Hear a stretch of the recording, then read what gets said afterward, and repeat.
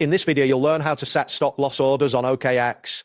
By following these steps, you will be able to protect your investments by limiting potential losses on your... Start by navigating to the trading interface, locate the menu at the top of the screen and click on Trade. This action will reveal several trading options. Next, select Spot from the drop-down menu.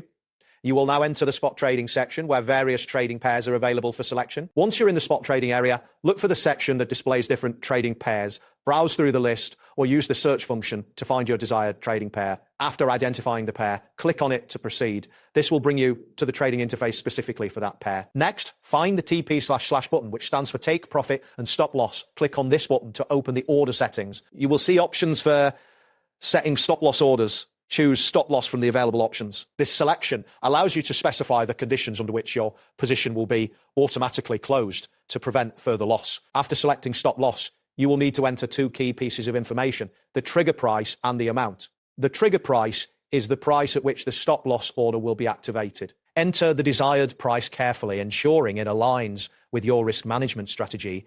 Then specify the amount of the asset you wish to protect with this stop-loss order. Once you have entered the trigger price and amount, look for the Confirm button and click on it. This action will finalize your stop-loss order. After confirming, you should see a notification indicating that the stop-loss is now active. It is important to monitor your trades regularly and ensure that the stop-loss order is still in effect, as market conditions can change rapidly.